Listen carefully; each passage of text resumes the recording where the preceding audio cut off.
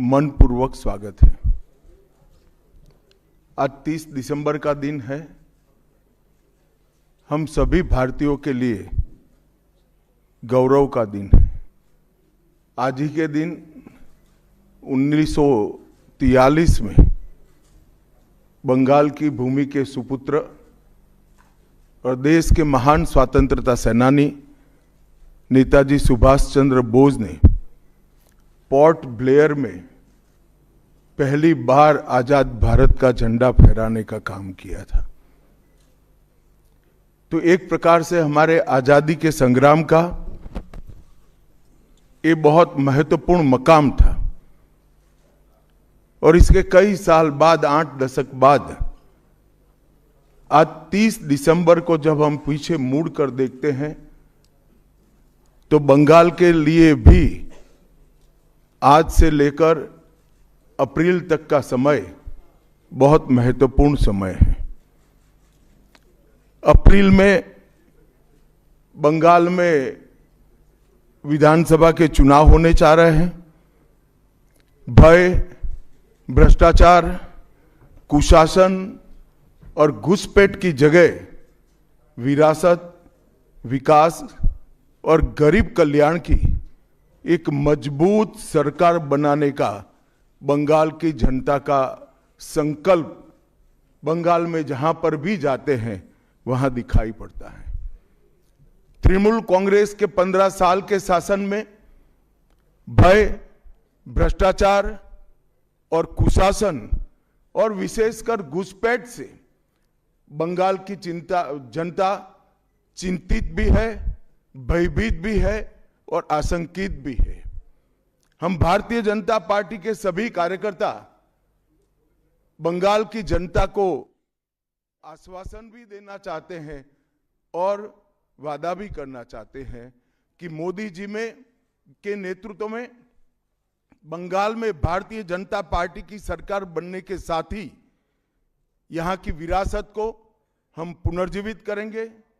विकास की गंगा फिर से बड़ी तेज गति से बहेगी और गरीब कल्याण, जो बंगाल का आज बहुत महत्वपूर्ण मुद्दा बना है, देश भर में जहां जहां एनडीए सरकार है, भाजपा सरकारें हैं, हमने गरीब कल्याण को प्राथमिकता दी है। यहां पर भी गरीब कल्याण को प्राथमिकता दी जाएगी। और इस सब के साथ साथ एक ऐसी मजबूत राष्ट्रीय ग्रिड बनाएंगे जो बंगाल से घुसपैठ को समाप्त कर देंगी। इंसान छोड़ दीजिए, परिंदा भी पैर नहीं मार पाए, इस प्रकार की एक मजबूत ग्रिड की रचना हम करेंगे। और न केवल घुसपैठ रोकेंगे, सारे घुसपैठियों को चुन चुन कर भारत के बाहर निकालने का काम भी भारतीय जनता पार्टी की बंगाल सरकार करेगी। आज ममता बनर्जी के नेतृत्व में भ्रष्टाचार के कारण पूरे बंगाल का विकास एक प्रकार से थम गया है। मोदी जी की सारी लाभकारी योजनाएं जो पूरे देश में गरीबी का उन्मूलन कर रही है, यहां पर टोल सिंडिकेट के भेंट चढ़ चुकी हैं और हर योजना डेड एंड पर पहुंच चुकी है। 14 सालों से भय और भ्रष्टाचार ये बंगाल का पहचान बना हुआ है। बीजेपी सरकार का संकल्प 15 अप्रैल 2026 के बाद जब भाजपा सरकार बनेगी, बंग गौरव, बंग संस्कृति, उसके पुनर्जागरण की हम फिर से शुरुआत करेंगे। और विवेकानंद जी, बंकिम बाबू और गुरुवर टैगोर और श्यामा प्रसाद मुखर्जी के स्वप्न का बंगाल बनाने का हम फिर से एक बार प्रयास करेंगे। और आज मैं फिर से एक बार कहना चाहता हूं, भारतीय जनता पार्टी के लिए ये बंग भूमि बहुत पवित्र और बहुत मायने रखने वाली है, क्योंकि हमारी स्थापना, भारतीय जनता पार्टी की स्थापना, भारतीय जनसंघ की स्थापना यही बंग भूमि के बड़े नेता श्यामा प्रसाद मुखर्जी ने की है। भारतीय जनता पार्टी की स्थापना से स्वामी विवेकानंद और बंकिम चंद्र चट्टोपाध्याय, इनका अनुकरण भारतीय जनता पार्टी ने अपने सभी सिद्धांतों के अंदर किया है। मित्रों, आज जब मैं कह रहा हूं कि इस बार 26 के बंगाल के विधानसभा चुनाव में बंगाल में हमारी सरकार बनेगी, इसका मजबूत आधार भी भारतीय जनता पार्टी के पास है। मैं आपको 2014 से 2024 तक के चुनाव के यात्रा के परिणामों को बताना चाहता हूं। 2014 के लोकसभा चुनाव में हमें 17% वोट मिले थे और 2 सीटें मिली। मेरी बात जरा सभी पत्रकार बंधु ध्यान से सुने। 2014 के चुनाव में हमें 17% वोट और 2 सीट मिले थे। 2016 के विधानसभा चुनाव में हमें 10% वोट मिले और विधानसभा की केवल 3 सीटें मिली थी। फिर 14 से 19 के बाद 19 के लोकसभा चुनाव में हमें 41% वोट मिले और 18 सीटें मिली। और 21 के विधानसभा चुनाव में हमें 38 वोट मिले और 77 सीटें मिली। ये बहुत बड़ा अंतर है। जिस पार्टी को केवल 3 सीट मिले थे, वो पार्टी 5 साल के ही अंतराल में 77 सीट प्राप्त करी। और इसका नतीजा देखिए, कांग्रेस, जिसकी एक प्रकार से स्थापना ही बंगाल से शुरू हुई, वो कांग्रेस पार्टी बिग जीरो पर पहुंच गई। और 34 साल तक शासन करने वाला कम्युनिस्ट गठबंधन भी एक भी सीट प्राप्त नहीं कर पाया और हमने मुख्य विपक्ष का स्थान प्राप्त किया। आज शुभेंदु जी मेरे साथ यहां पर बैठे हैं, वो हमारे प्रतिपक्ष के नेता हैं। 24 के चुनाव में भी हमने 39% वोट प्राप्त किया, 12% सीट प्राप्त की, 12 सीटें प्राप्त की। और 26 में हम निश्चित रूप से प्रचंड बहुमत के साथ भारतीय जनता पार्टी की सरकार बनाने वाले हैं। मित्रों, ये 24 से अब तक का समय भारतीय जनता पार्टी के लिए बहुत शुभांकर सिद्ध हुआ है। 24 में लगातार तीसरी बार नरेंद्र मोदी जी इस देश के प्रधानमंत्री बने। उसके बाद महाराष्ट्र में, हरियाणा में, दिल्ली में और अब बिहार में भारतीय जनता पार्टी की सरकारें बनी हैं। 24 के चुनाव में उड़ीसा और आंध्र प्रदेश में भी पूर्ण बहुमत की भाजपा की और एनडीए की सरकार बनी है। मुझे पूरा भरोसा है कि 2026 में बंगाल में 2/3 बहुमत के साथ भारतीय जनता पार्टी की सरकार बनेगी। ये बंगाल की जनता तय कर बैठी है। मित्रों, जहां पर भी बंगाल में जाते हैं, पूरे बंगाल की जनता घुसपैठियों से त्रस्त है। क्या कोई राज्य सरकार ऐसी हो सकती है जो घुसपैठियों की पनाहगाह अपने राज्य को बना दे? राष्ट्रीय सुरक्षा पर कितना बड़ा खतरा है, इसका जवाब बंगाल की मुख्यमंत्री ने बंगाल के चुनाव में दे। घुसपैठ रोकने के लिए उनके पास क्या योजना है? आर्टिकल 370 हटता है, वो विरोध करती है। सीएए लाकर बंगाल के शरणार्थियों को नागरिकता देने का हम कार्यक्रम करते हैं, वो विरोध करती हैं। और वो ठीकरा फोड़ते हैं कि बीएसएफ है, वो रोक नहीं रही है। ममता जी, मैं आज आपको इस सार्वजनिक प्रेस वार्ता में पूछना चाहता हूं कि कौन सी सरकार है बांग्लादेश की पूरी सीमा पर जो वाड़बंदी करने के लिए, बॉर्डर पर फेंसिंग करने के लिए जमीन नहीं देती है? अगर आप जवाब न दे पाए तो मैं ही देता हूं। आपकी ही सरकार है जो जमीन नहीं देती है, जिसके कारण फेंसिंग का काम समाप्त नहीं होता है। फिर भी भौगोलिक रूप से कठिन सीमा पर से कोई घुस कर आता है तो कहां जाता है? सबसे पहले बंगाल के गांव में जाता है। आपका पटवारी क्या कर रहा है? आपका थाना क्या कर रहा है? क्यों इसको अरेस्ट नहीं किया जाता? क्यों उस पर केस दर्ज नहीं होता? क्यों इसको वापस भेजा नहीं जाता? जवाब है क्या आपके पास? क्या बंगाल की मुख्यमंत्री जवाब दे सकती है कि असम में घुसपैठ क्यों बंद हो गई, त्रिपुरा में घुसपैठ क्यों बंद हो गई, गुजरात और राजस्थान की बॉर्डर पर घुसपैठ क्यों नहीं होती है, पंजाब की बॉर्डर पर घुसपैठ क्यों नहीं होती है, कश्मीर की बॉर्डर पर घुसपैठ क्यों नहीं होती है, सिर्फ बंगाल में क्यों होती है?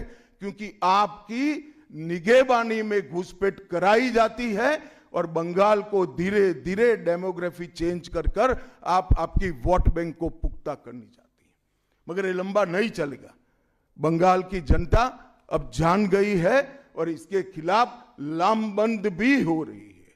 और मुझे मालूम है अगला चुनाव घुसपैठियों को निकालने के मुद्दे पर और घुसपैठ रोकने के मुद्दे पर लड़े जाना वाला है, क्योंकि न केवल ये बंगाल का अब मामला रहा है। मैं आज बंगाल की जनता को इस प्रेस वार्ता के माध्यम से बताने आया हूं कि बंगाल की बॉर्डर से हो रही घुसपैठ सिर्फ बंगाल का मामला नहीं रहा है, अब ये राष्ट्रीय सुरक्षा का मामला है। देश की संस्कृति को बचाना है, देश की सुरक्षा को सुनिश्चित करना है, तो बंगाल की बॉर्डर सील कर दे, ऐसी देशभक्त सरकार यहां लानी पड़ेगी जो ममता बनर्जी नहीं कर सकती, केवल और केवल भारतीय जनता पार्टी कर सकती है। घुसपैठ के अलावे भ्रष्टाचार से पूरी बंगाल की जनता त्रस्त है। रोजवेली चिटफंड घोटाला, कैश फॉर क्वेरी घोटाला, एसएससी घोटाला, नगर पालिका नगर नियम का भर्ती का घोटाला, गाय तस्करी का घोटाला, राशन पीडीएस का घोटाला, मनरेगा का घोटाला, पीएम आवास का घोटाला, इतने सारे घोटाले हैं कि मैं पूरा लिस्ट पढ़ूंगा तो मेरी प्रेस कॉन्फ्रेंस का पूरा हिस्सा ही उसमें चला जाएगा। अब क्या ममता बनर्जी इस बात का जवाब दे सकती है कि आपके मंत्रियों के ठिकाने पर से 27 करोड़ रुपया मिलता है, जिसको गिनते गिनते नोट गिनने की मशीन भी गर्म होकर बंद हो जाती है? बंगाल जैसे गरीब राज्य के अंदर 27 करोड़, 20 करोड़, 15 करोड़ ये राशि मिल रही है, आपकी कोई अकाउंटेबिलिटी नहीं है। पार्थो चैटर्जी जेल में जाते हैं, ज्योति प्रिय मलिक जेल में जाते हैं, अनुव्रत मंडल जेल में जाते हैं, जीवन कृष्ण शाह जेल में जाते हैं, माणिक भट्टाचार्य जेल में जाते हैं, चंद्रनाथ सिन्हा जेल में जाते हैं, परेश पाल जेल में जाते हैं, कुंतल घोष जेल में जाते हैं, फिरहाद हकीम वो भी आरोपी बनाए जाते हैं, शोभन चैटर्जी आरोपी बनाए जाते हैं, कुणाल घोष 3 साल जेल में रहकर आते हैं, और आप कहती है कि भ्रष्टाचार नहीं हो गया, हो रहा है। आप आंख मूंद लिए ही हो भ्रष्टाचार के लिए, मगर बंगाल की जनता अपनी आंख बंद कर कर नहीं बैठी है। गरीब बंगाल की जनता के अधिकार का पैसा आपकी कैडर की भेंट चढ़ रहा है, आपको इसको जवाब देना पड़ेगा। महिलाओं की सुरक्षा एक बहुत बड़ा मुद्दा बना है और अधिकृत रूप से कहा जाता है कि महिलाएं 7 बजे के बाद अपने हॉस्टल और घर से न निकले। हम कौन से जमाने में जी रहे? मुगल काल में जी रहे हैं क्या? ममता जी, ये आजाद भारत, यहां माताओं बहनों को पूरा दिन जब इनकी मर्जी हो, जब इनको काम हो, घर के बाहर निकलने की सुरक्षा प्रदान करना ये हमारा संवैधानिक दायित्व है, जो देने में आपकी सरकार विफल गई है। आरजी कर मेडिकल कॉलेज का मामला हो, संदेश खाली का मामला हो, दुर्गापुर मेडिकल कॉलेज का मामला हो, साउथ कॉलेज लॉ कॉलेज का मामला हो, हर जगह बेटियां असुरक्षित हैं और ढेर सारे लोग और ढेर सारी माताएं बहनें ये अत्याचार से तंग आ चुकी है, असुरक्षा से तंग आ चुकी है। वो भी राह देख रही है कि कब वोट देने का अधिकार आए और हम ये निकम्मी तृणमूल कांग्रेस की सरकार को हटा दें। सांप्रदायिक तुष्टीकरण को इस राज्य सरकार ने अपनी नीति के रूप में स्वीकार कर लिया है। अब मरहम लगाने का प्रयास हो रहा है, मैं सुबह से देख रहा हूं। मगर अब मरहम लगाने से कुछ नहीं होता है। हृदय पर, बंगाल की हिंदुओं के हृदय पर घाव इतना गहरा बैठ गया है कि कोई मरहम काम नहीं आएगा। अब आपका जाने का समय तय हो गया है। यहां तक इंतहा कर दी, यहां तक कि पार्लियामेंट में वंदे मातरम पर चर्चा होती है। बंकिम बाबू ने रचे हुए वंदे मातरम पर चर्चा हुई, जो गीत पूरे हमारे आजादी के आंदोलन का प्रेरणा गीत बना, वो वंदे मातरम की चर्चा का तृणमूल कांग्रेस विरोध कर रही है, क्योंकि उनकी वोट बैंक इससे नाराज हो रही है। ये बंगाल की जनता कभी सहन नहीं करेगी। एक जमाना था मित्रों कि भारत के जीडीपी में बंगाल का योगदान 10.5% था और तीसरे नंबर पर था। जीडीपी में योगदान की दृष्टि से हमारा बंगाल तीसरे नंबर पर था। तीसरे नंबर पर से सरक कर ये 49 साल में वो 22वें नंबर पर आ गया। अब नीचे कोई जगह ही नहीं बची। बंगाल का इतना आर्थिक पतन कभी नहीं हुआ है। ये कम्युनिस्टों के शासन के पहले, तृणमूल के शासन के पहले प्रति व्यक्ति बंगाल की आय राष्ट्रीय औसत से 127% ज्यादा थी। 127%।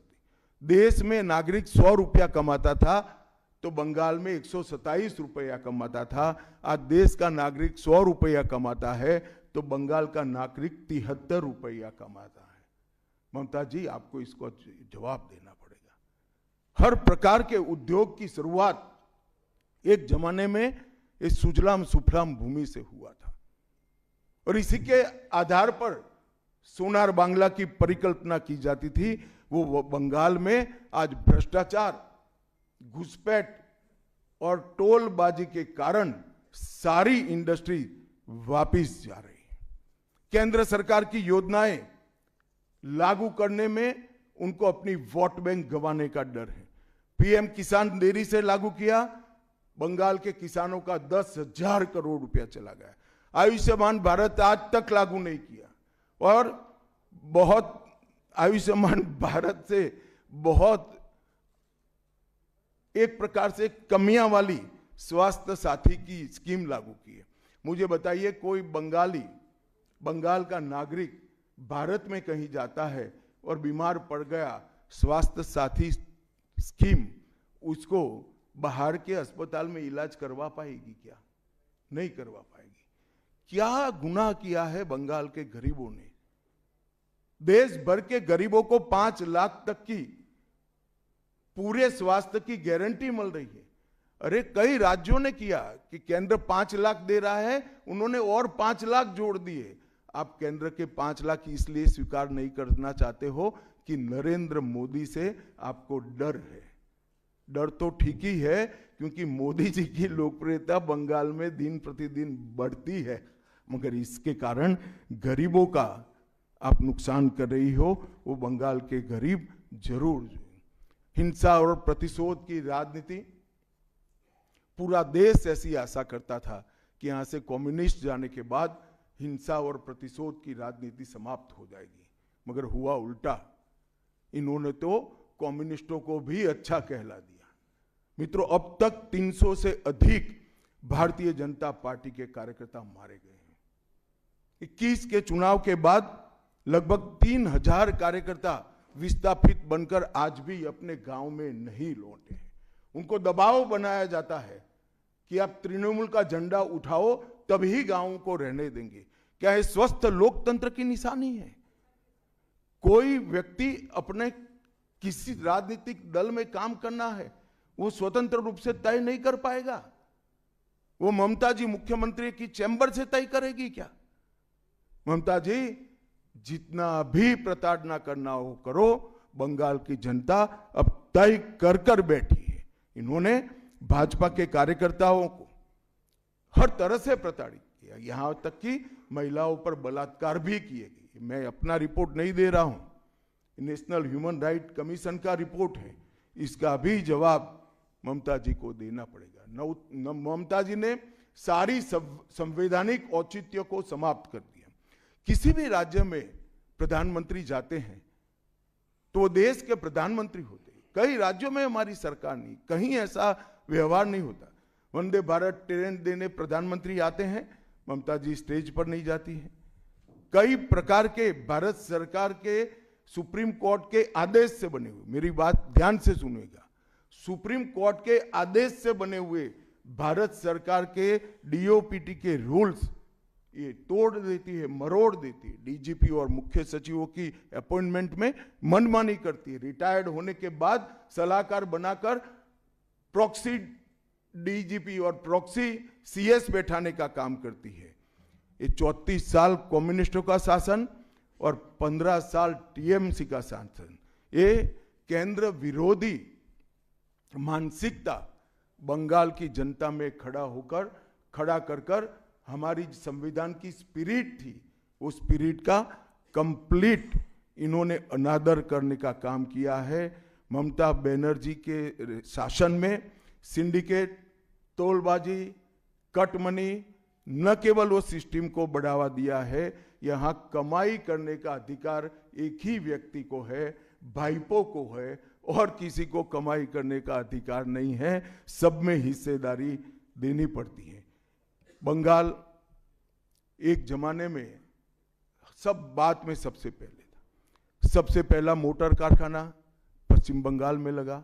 सबसे पहला पावर प्लांट 1887 में बंगाल में लगा। सबसे पहली कोयलरी बंगाल में आई। सबसे पहला स्टील प्लांट बंगाल में लगा। देश की सबसे पहली हाई राइज बिल्डिंग बंगाल में बनी। देश की सबसे पहली जूट मिल बंगाल में बनी। देश की पहली मेट्रो ट्रेन बंगाल में आई। एक ही शहर में 2 पोर्ट एक ही जगह है, बंगाल में है। और देश की सबसे पहली आधुनिक यूनिवर्सिटी कलकत्ता यूनिवर्सिटी भी बंगाल में बनी। और विश्व प्रसिद्ध विश्व भारती यूनिवर्सिटी भी, जिसने भारतीय शिक्षा के कंसेप्ट को जमीन पर उतारा, वो भी बंगाल में बनी। मगर ममता जी, आप गौरव मत करिएगा, इसमें से कुछ आपके समय में नहीं हुआ है। ये जो करने वाले थे, उनके पूरे रिदम को, इनकी लय को, बंगाल की विकास की गति को तोड़ने का आप काम करें।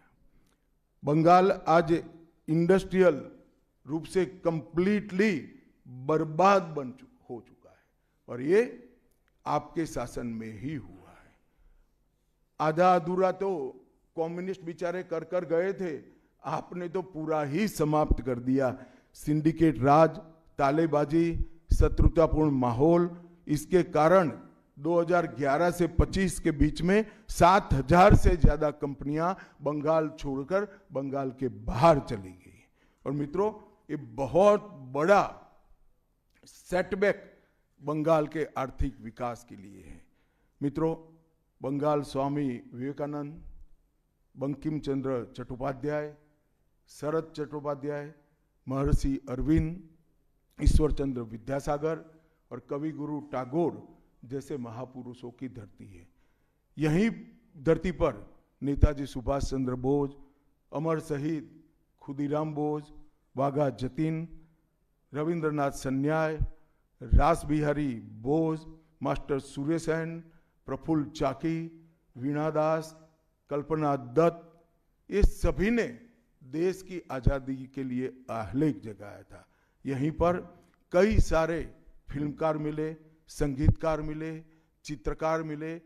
इस भूमि ने कई सारे दुनिया को प्रभावित करने वाले संत भी दिए। वो बंगाल आज ऐसे कगार पर पहुंच गया है कि अगर एक घुसपैठ की बयार रोकी नहीं गई तो बंगाल का अस्तित्व भी खतरे में है। ऐसा स्पष्ट रूप से समाज जीवन को जानने वाले सभी लोग मानते हैं। और अंत में मैं बंगाल की जनता को फिर से एक बार कहना चाहता हूं कि बंगाल के अस्तित्व पर तो घुसपैठिया संकट है ही है, बंगाल की संस्कृति पर एक घुसपैठिया संकट है ही है, परंतु अब ये संकट केवल बंगाल तक सीमित नहीं रहा है, पूरे देश तक ये संकट आगे बढ़ गया है। मेरा आप सभी से करबद्ध निवेदन है, आपने लंबे समय तक कांग्रेस को मौका दिया, 34 साल तक कम्युनिस्ट पार्टी को मौका दिया, 15 साल तक ममता बनर्जी को मौका दिया। इनका ट्रैक रिकॉर्ड नीचे नीचे नीचे गिराने का है, अब इससे नीचे कोई जगह नहीं बची है। और भारतीय जनता पार्टी का रिकॉर्ड है, जहां भारतीय जनता पार्टी की सरकारें आई वो राज्य बीमारू राज्यों में से समृद्ध राज्य बनने की कगार में आगे बढ़े हैं। पूरा देश मोदी जी के नेतृत्व में आगे बढ़ रहा है, पूरा देश मोदी जी के नेतृत्व में सुरक्षित हो रहा है, पूरे देश में भारत की संस्कृति, भारत के धर्म, भारत की भाषाएं मोदी जी के नेतृत्व में आगे बढ़ रही है, फल फूल रही है। बंगाल की जनता को मैं विनंती करता हूं कि मोदी जी के नेतृत्व में पूर्ण बहुमत की, प्रचंड बहुमत की एक भारतीय जनता पार्टी की सरकार बनाइए। हम कवि गुरु की कल्पना का, विवेकानंद की कल्पना का, बंकिम बाबू की कल्पना का बंगाल बनाएंगे, सोनार बांग्ला बनाएंगे और निश्चित रूप से काम भारतीय जनता पार्टी की सरकार ही कर सकती है, ऐसा मेरा विश्वास है। तो फिर से एक बार समग्र बंगाल की जनता को करबद्ध निवेदन मैं करना चाहता हूं कि बंगाल में हमें पूर्ण बहुमत दीजिए। बंगाल और पूरी भारत को सुरक्षित करने के लिए ये चुनाव में बाकी सारी चीजें छोड़कर भारतीय जनता पार्टी को जिताने का काम करिए। धन्यवाद। कौन बोलते जाओ नाम भाई? आनंद कोई जल्दबाजी मत करना, मैं समय लेकर आया हूं, आराम से बात करूंगा।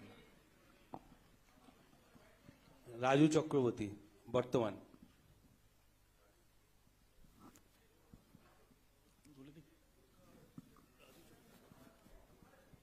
चलो भाई दूसरे कोई खड़े हो जाओ। गृहमंत्री जी नमस्कार, राजू चक्रवर्ती वर्तमान। मेरा दो प्रश्न है। एक करो। अच्छा, 2014 के बाद आप जब पार्टी और एडमिनिस्ट्रेशन में बहुत सारे संस्कार लाए, 75 साल के बाद कोई भी लीडर या फिर मंत्री हो उसको मार्गदर्शक के भूमिका में जाना पड़ता है। तो आपको क्या लगता है अभी हाईएस्ट लेवल पे जो भी है पार्टी या फिर एडमिनिस्ट्रेशन में, वो 75 साल हो गया, उसको अपने आप वानप्रस्थ में जाना चाहिए? चलिए मैं बुलाकर आपको बताऊंगा। तुम बंगाल की चिंता करो भैया, मेरी पार्टी की क्यों चिंता कर रहे हो?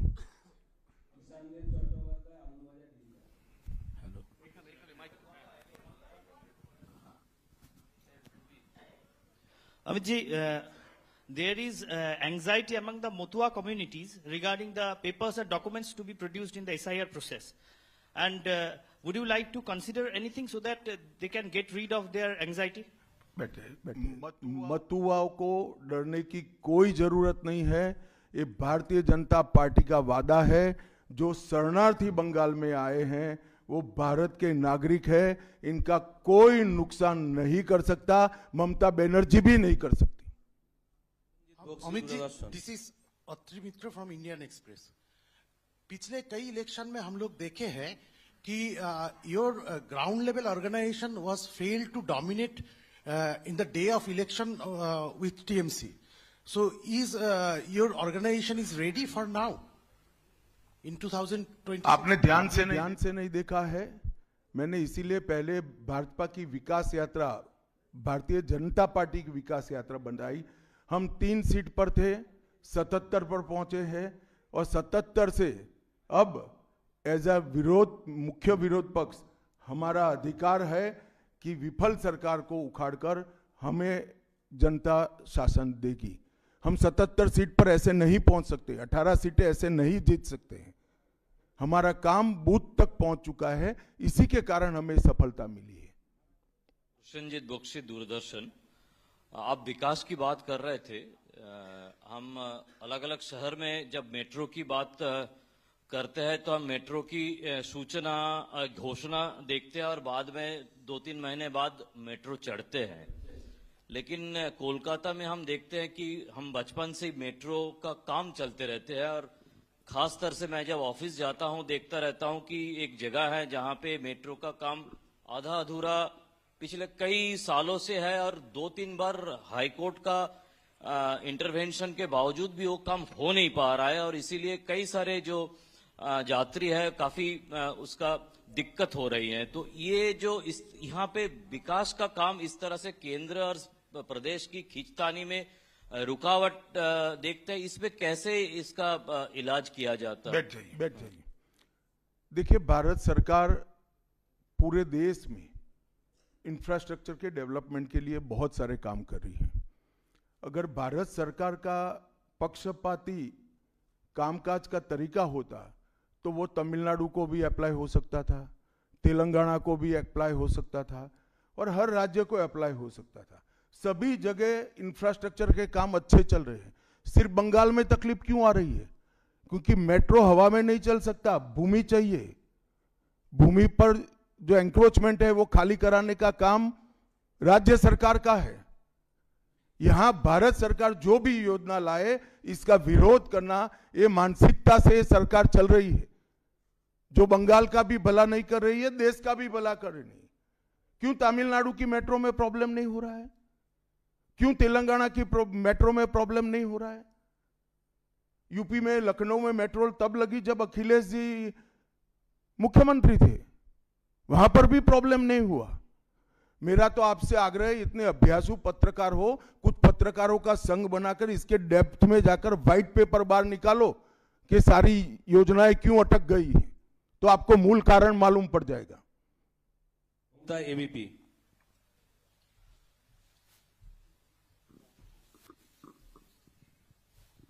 अमित जी, अभी आपने वंदे मातरम की चर्चा का जिक्र किया, लेकिन उसके साथ में जो है एक चर्चा और हुई थी, जी राम जी जो अभी जो कानून की शक्ल ले चुका है, उस दौरान भी जो है ममता बनर्जी और अभिषेक बनर्जी लगातार ये कहते रहे कि सरकार, केंद्र सरकार से फंड ही नहीं आता तो हम विकास कैसे करें, वो फंड रोकना और उसका विरोध किया। देखिए भाई, इनके विरोध को अब देश में कोई गंभीरता से नहीं ले रहा है। अगर कोई एक स्टेटमेंट भारत सरकार करेगी कि भारत देश कोई भी क्षेत्र में सबसे पहले आएगा तो भी ये विरोध करेंगे। विरोध उनका स्वभाव हो चुका है। इनके विरोध को कोई गंभीरता से नहीं ले रहा है, ना जमीन पर इसका कोई विरोध का असर दिख रहा है। लोहिया, एनडीटीवी। गृहमंत्री जी नमस्कार। पहला सवाल यह है कि कई ऐसी केंद्र की स्कीम्स आती हैं जिनको बंगाल में इम्प्लीमेंट नहीं किया जाता है। कहा जाता है कि केंद्र कोऑपरेट नहीं कर रहा है, और ये भी कहा जा रहा है कि अगर भारतीय जनता पार्टी की सरकार आई बंगाल में तो जो तृणमूल कांग्रेस की कल्याणकारी स्कीम्स हैं उन्हें रोक दिया जाएगा। आप कैसे देखते हैं इसको?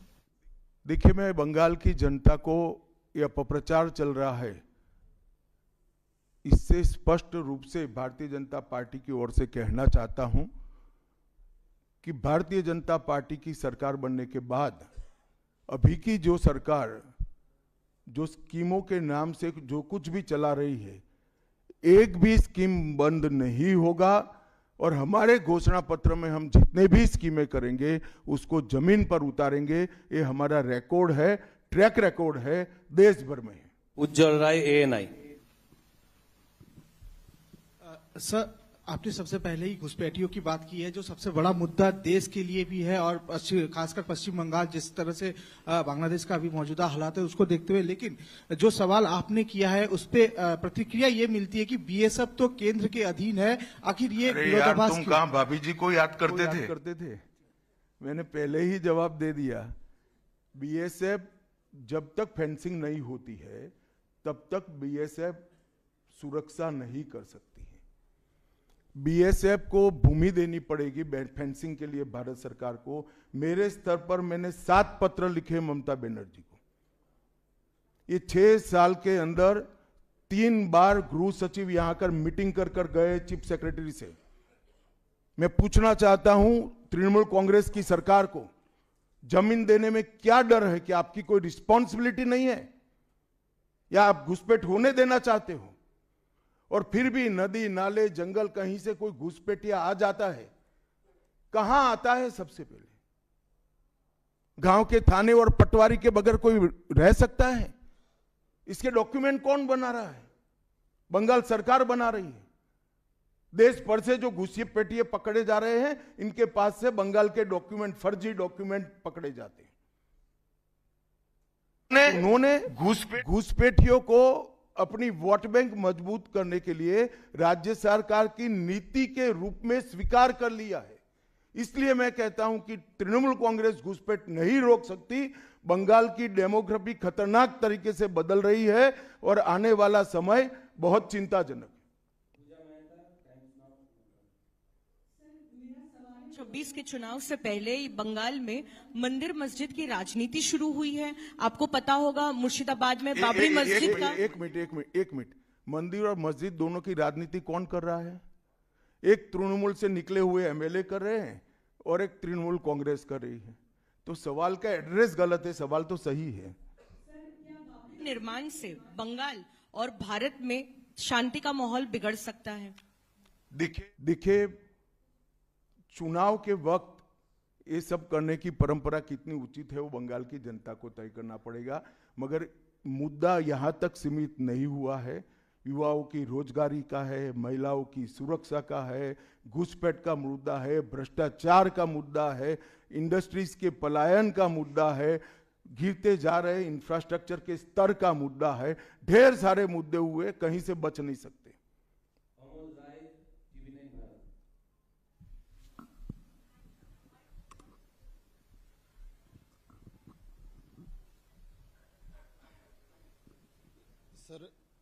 सर मेरा एक प्रश्न ये है कि आज ममता बनर्जी लगातार 2 दिनों से का एक अपना स्वभाव है, लेकिन उनपे जो है तुष्टीकरण का आरोप लगाया जा रहा है और लगातार वो पहले भी मंदिर एक बनवाई है अभी उड़ीसा के तर्ज पे, और दूसरा एक और घोषणा उन्होंने कर दिया महाकाल मंदिर बनाने का। तो चुनाव की दृष्टि से क्या आपको लगता है कि इसका मैं तो भाई किसी भी कारण से मंदिर बनाती है इसका स्वागत करता हूं, मगर बहुत देरी कर दी है उन्होंने।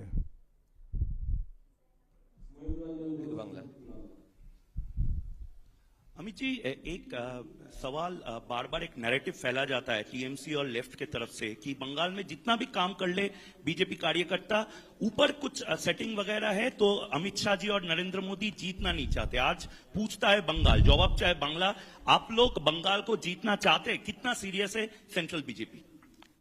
देखिए भाई, मैं यहां आकर प्रेस कर रहा हूं। मोदी जी अभी थोड़े दिन पहले सभा करने के लिए आने के लिए निकले थे, जा नहीं पाए।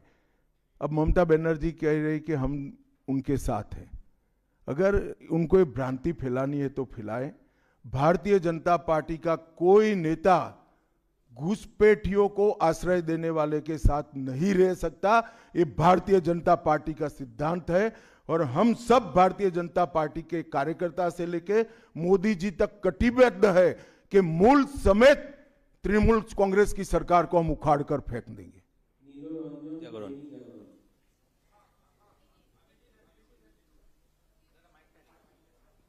जी, मैं यहाँ ये अभी आप कह रहे थे कि 3000 जो हैं भाजपा के कार्यकर्ता जो हैं घर छोड़कर भागना पड़ा उनको इलेक्शन के कारण।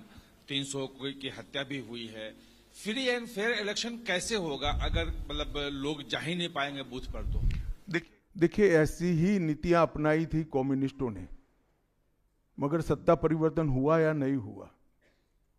ऐसी ही नीतियां अपनाई थी उत्तर प्रदेश में समाजवादी पार्टी ने, सत्ता परिवर्तन हुआ या नहीं हुआ।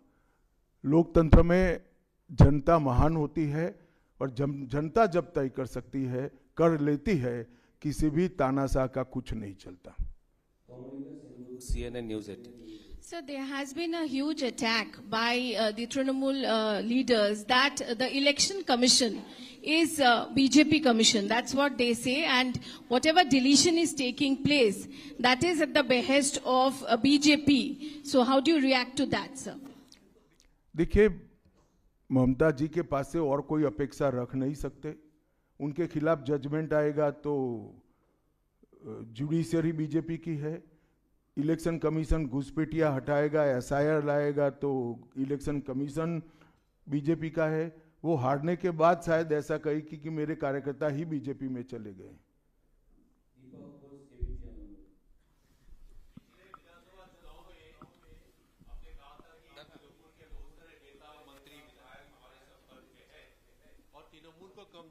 मैंने नहीं कहा भैया, ऐसा कभी नहीं कहा।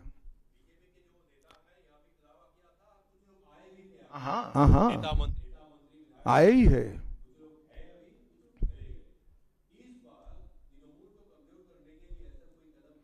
तृणमूल को अरे सुनिए ना, समझ गया मैं आपका सवाल। तृणमूल को कमजोर करने की भारतीय जनता पार्टी को कोई जरूरत इसलिए नहीं है कि तृणमूल अपने अव्यवस्थाओं के कारण, अपने कामों के कारण जनता के बीच में कमजोर हो चुकी है। बांग्ला। अमित जी नमस्ते।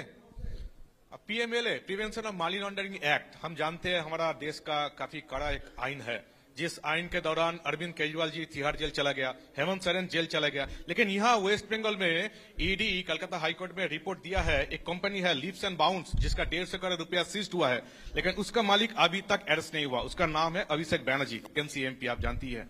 इसीलिए सेटिंग्स वगैरह ये जो लोग प्रश्न कर रहे हैं, इसीलिए सेटिंग्स वगैरह ये हवा उठ रहे हैं, नैरेटिव्स उठ रहे हैं। बीजेपी का जो लोअर लेवल का नेता भी है वो भी पूछ रहे हैं कि क्यों अभिषेक बैनर्जी अरेस्ट नहीं हुआ, उसका कंपनी का 150 करोड़ रुपया सीज्ड हुआ फिर भी अरेस्ट नहीं हुआ। बीजेपी के लोअर लेवल के नेता का मुझ पर छोड़ दीजिए, बाकी भारतीय जनता पार्टी किसी भी एजेंसी के काम में दखल नहीं देती है। एजेंसी जो न्यायिक काम होगा वो जरूर करेगी, किसी से डरेगी भी नहीं, किसी को बचाएगी भी नहीं। G24।